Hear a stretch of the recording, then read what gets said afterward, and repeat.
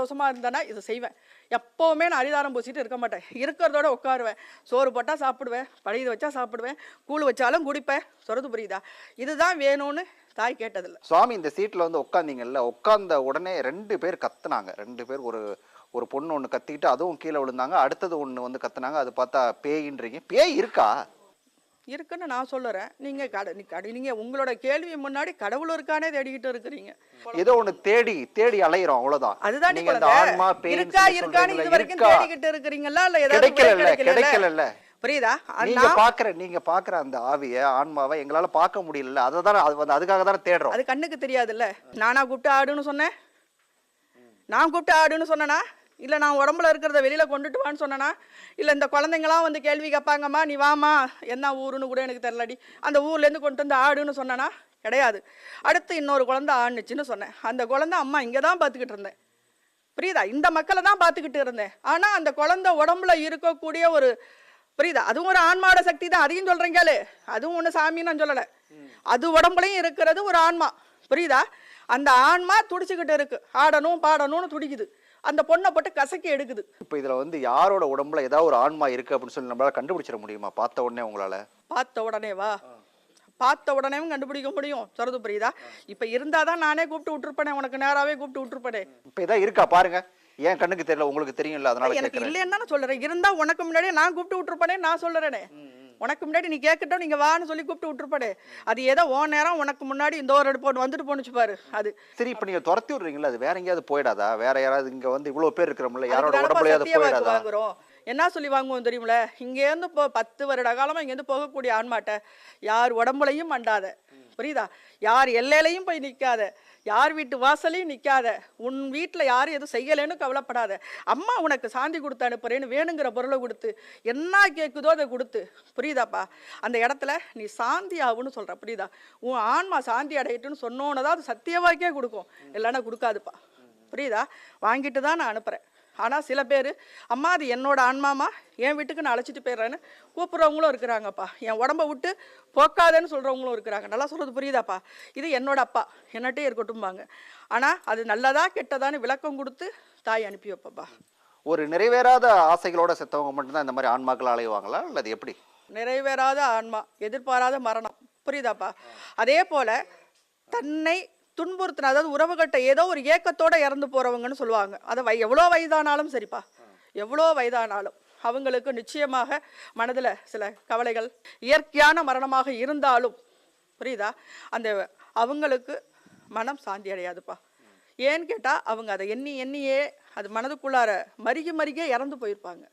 புரியுதா? தன்னால் இந்த கர்ம காரியங்களை முடிக்கவில்லையே அப்படின்னு ஒரு இடத்துல அங்கே நின்று போயிருக்கும். அந்த ஆன்மா இதே இடத்துல, புரியுதா, அம்மா இப்படி பெருமைப்படுத்தி பேசலை, இங்கே இருக்கிற குழந்தைங்க எல்லாருக்குமே எப்படியும் வந்த குழந்தைங்க இருப்பாங்க, 10 வருட காலம் வந்துட்டு இருக்கிற குழந்தைங்களும் இருப்பாங்க. புரியுதா? அந்த ஆன்மா வந்து என்னக்கிட்ட ஒன்று வாக்கு கேட்டுச்சு, அம்மா நான் அந்த பெண்ணை விட்டு நான் போகிறேன், ஆனால் இந்த பெண்ணுக்கு என்னோட மகளுக்கு திருமணமாகும்போது மட்டும் என்னை 2 கண்ணால் வேற ஒரு ரூபத்திலேயாவது நான் நின்று பார்க்க வையுமா அப்படின்னு, எனக்கு வேற எதுவுமே வேணாமான்னுச்சு. அதே போல் திருமணத்திற்கு அவள் மனைவி உடம்புல அது போய் திருமணத்தை பார்த்துட்டு நேராக வந்து சாஷ்டாங்கமாக விழுந்து போணுச்சு. இதில் ஒரு ஆவி இருக்கு, பேய் இருக்குன்னு சொல்லி இதை நாம ஒரு பிஸ்னஸாக மாற்றணுமாங்கிறதா என்னோட கேள்வி. அதுதான்ப்பா நான் சொல்கிறேன். இருக்குங்கிறது உண்மைன்னு நான் இன்னும் தெள்ள தெளிவாக நான் சொல்லிக்கிட்டு இருக்கிறேன். புரியுதா? நிரூபிச்சுக்கிட்டும் இருக்கிறேன். நான் வந்து வா அப்படின்னு நான் கூப்பிட்டுட்டு வந்து இந்த இடத்துல ஓட்டணும்னு இந்த இடத்துல நான் உட்காரல.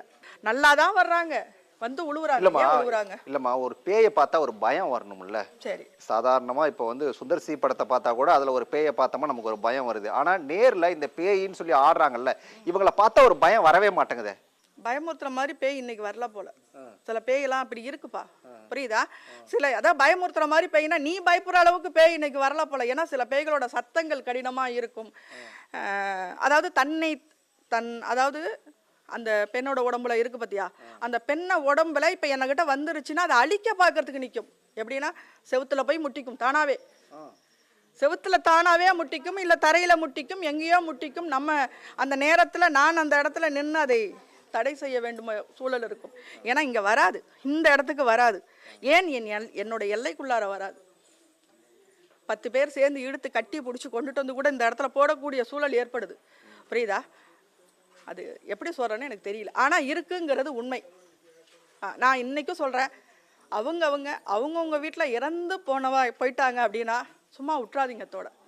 அவங்களோடுக்கு ஆன்மாவுக்கு சாந்தி அளிப்பது போல் அவர்களுக்கு பிடித்ததை ஏதோ ஒன்று வச்சு ஒரு படைகள் செய்து, வருடத்துக்கு ஒரு முறை படைகள் செய்து, அவங்களுக்கு செய்ய வேண்டிய ஈம காரியங்கள், கர்ம காரியங்கள், அவங்களோட ஆசைகள் எல்லாத்தையும் சரிவர செஞ்சீங்கன்னா உங்களுக்கு யாருக்குமே பித்ரு தோஷம் சத்ரு தோஷம்ங்கிறது எதுவுமே இருக்காது. இதனால் ஏற்பட போகிறது குழந்தை பேரு தடை ஏற்படும், திருமண தடை ஏற்படும். எவ்வளோ நேரம் வரைக்கும் அம்மா இருப்பீங்க இன்னும் இந்த லதாவோட உடம்புலையே?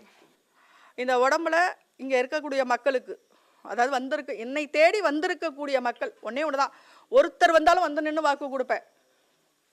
நான் முதல்ல சொன்னதுதான், ஒரே ஒரு நபர் தான் இருக்கிறாங்கம்மா அப்படின்னாலும் வந்து வாக்கு கொடுத்துட்டு போவேன்.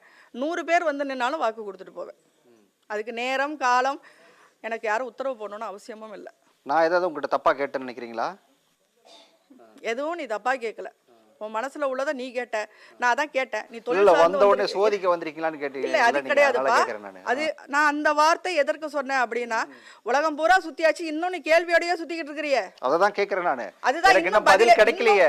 கேட்கிற கேள்விய பதிலே இல்லாம நீ இன்னும் ஓடிக்கிட்டே இருக்கிற. ஏதோ ஒரு இடத்துல உனக்கு ஒரு தெளிவு பிறந்திருக்கணுமே. லதாவோட உடம்புக்குள்ள இந்த சாமி வந்திருக்கிறதுங்கிறதாகட்டும், இதெல்லாம் எதையுமே நான் கண்ணில் பார்க்கல. அதனாலதான் என்னால இது வரைக்கும் நம்ப முடியல. எந்த ரூபத்துல உள்ளார நுழையணும்னு சொல்றீங்க? நீரா, காற்றா, நெருப்பா, எப்படி நுழையணும்னு சொல்றீங்க நீங்க? சரி, ஒரு காத்து உஷ்ணு வரதாவது வரட்டும், ஏதாவது ஒண்ணு வரணும்ல, எதுவுமே வர மாட்டேங்குது. அதுதான்ப்பா விஞ்ஞானத்திலேயே போய்கிட்டு இருக்கிறீங்க. இப்ப என்ன சொன்னப்பல காத்து உஷ்ணு வரணுமா? ஏதாவது ஒண்ணு சொல்லுங்க. நாகம் வந்து நின்னுச்சுன்னா உன்னால ஒரு நிமிஷம் நிக்க முடியுமா இந்த இடத்துல?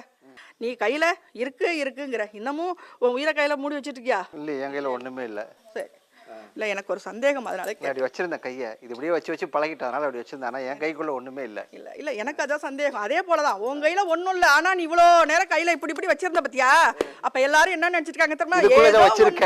ஏதோ ஒண்ணு வச்சிருக்கிற, புரியுதா அப்படின்னு சொல்லி திறந்து காட்டினா ஒண்ணுமே இல்ல. ஒண்ணுமே இல்ல. இதாண்டி, இதான் தெய்வம், இதான் ஆன்மா, இதான் உயிர், இதுதான். மூடி வச்சிருக்கிற வரைக்கும் தான் எல்லாமே. திறந்துருச்சுன்னா ரகசியம் போயிடுச்சுன்னா நான் இங்க உட்கார முடியாது, நீங்களும்.